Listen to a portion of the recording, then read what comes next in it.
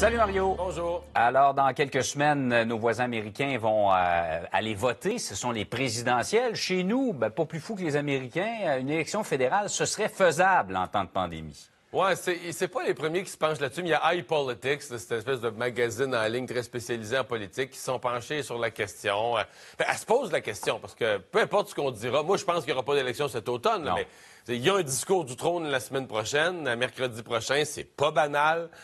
Discours du trône en situation de gouvernement minoritaire, le deuxième du mandat. Normalement, il serait battu. Là. Le deuxième discours du trône d'un même mandat dans une situation de gouvernement minoritaire enlève la pandémie. L'opposition ne marche plus là-dedans. On renverse le gouvernement minoritaire 9 fois sur 10.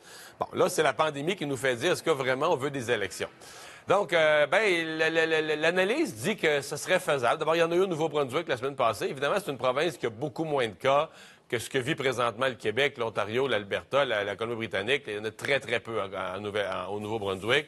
Donc, ils ont tenu une élection. Ça s'est passé correct. Il y aurait probablement plus de votes par la poste, mais Élections Canada se dit prêt pour ça. C'est une des choses qu'il faut vérifier. Est-ce qu'Élections Canada a pris les mesures, a pensé à toutes les mesures en cas de pandémie?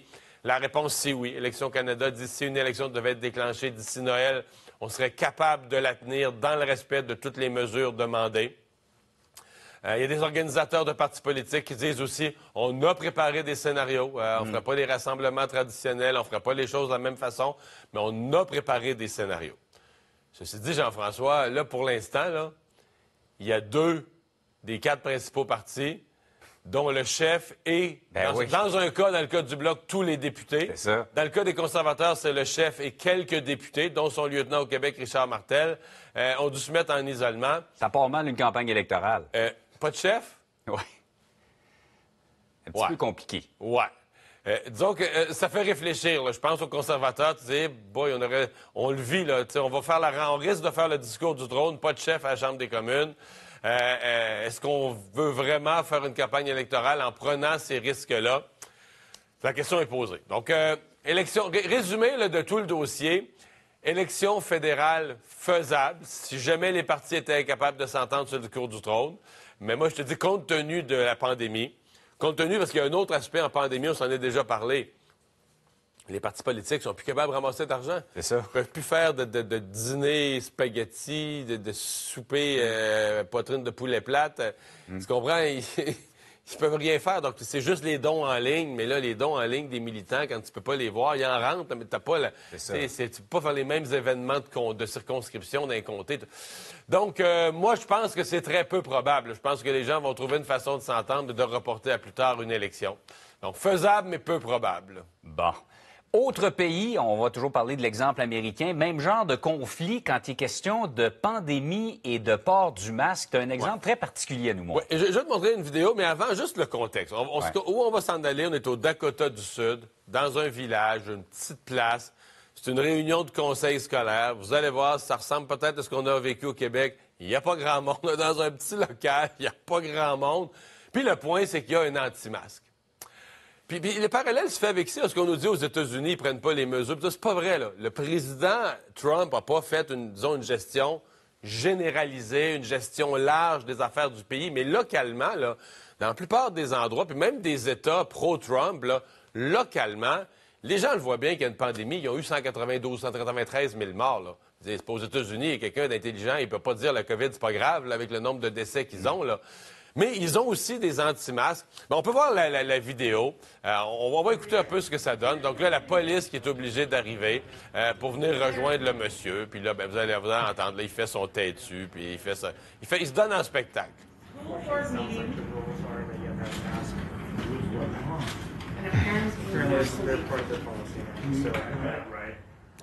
Puis là, on voit sur les images le monsieur qui a l'air comme l'animateur de la soirée à gauche, là.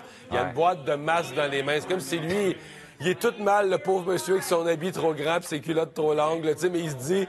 si moi, je pouvais arriver avec un petit masque, puis qu'il le prenne, puis calmer la situation. Puis là, le gars se retrouve à se battre. C'est pathétique. Il se retrouve à se battre avec la police. Ça ressemble au cas du Tim Horton.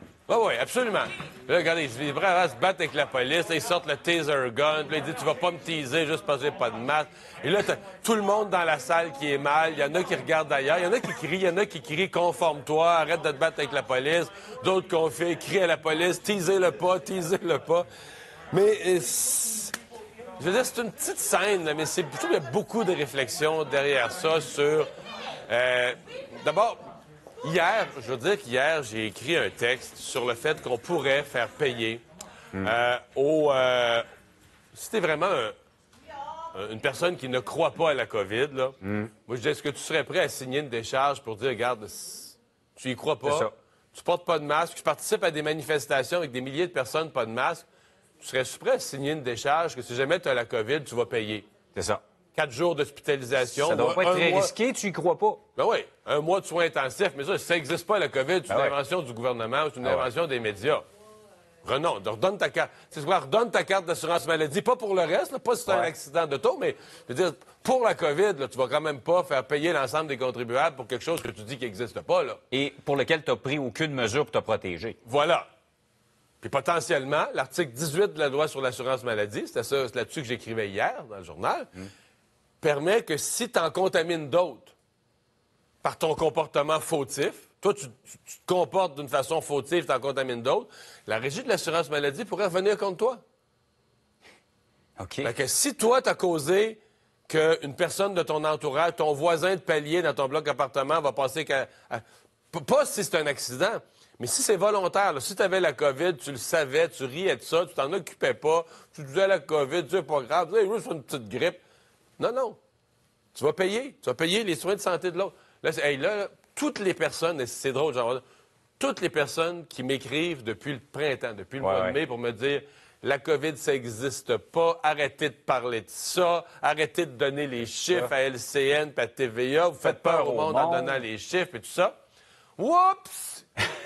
Hier matin, cette même personne-là m'écrivait des bêtises pour dire comment ça, on ne payerait pas nos soins de santé, on paye des impôts comme tout le monde, là, puis on a droit à nos... Mais finalement, le mal imaginaire inventé par François Legault et inventé par les médias pourrait les attaquer. Il devenait un peu plus concret tout d'un coup. Oui, il devenait un peu plus concret et tenait à leurs soins de santé au cas où le mal imaginaire les frappe. Ce que ça me disait finalement, c'est que...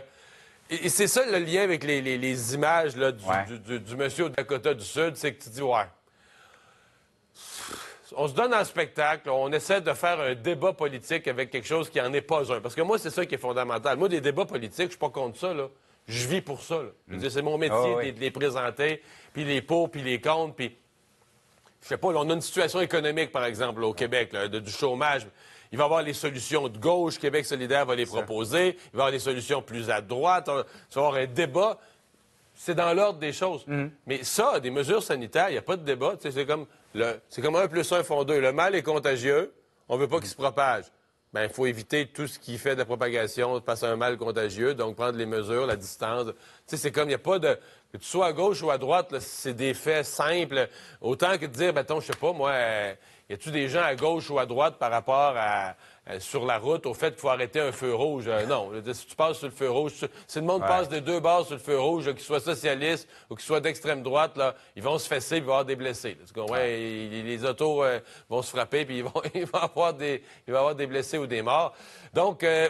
mais je trouvais cette scène-là, je me disais, mais on est au Dakota du Sud, on est ailleurs, mais c'est un peu pathétique, puis c'est un peu... On se rend compte qu'on vit les mêmes tensions, les mêmes affaires, obligés... Et c'est quoi, Mario? Je voyais les policiers intervenir. Il y a des gens qui vont dire « Ah, ça n'a pas de bon sens que la police intervienne pour un simple masque. » Mais d'un autre côté, ben là, je veux dire, les gens qui... Il est obligatoire ou il ne l'est pas? Toutes les autres personnes dans la salle sont conformées. Pourquoi lui... Tu places tout le monde dans une position impossible, crée le malaise. Puis là, finalement, le gars est prêt à se battre avec la police pour ça. Pas chic, là. Je pense que tout le monde devrait mettre un petit peu d'eau dans son vin puis de sucre dans son café pour prendre ça. Faire juste ce qui apparaît logique. Puis pour les idéologies, là, il va y avoir plein d'autres sujets. Take a chill pill, comme me disent mes filles. Salut. Salut Mario, on se revoit à 10h.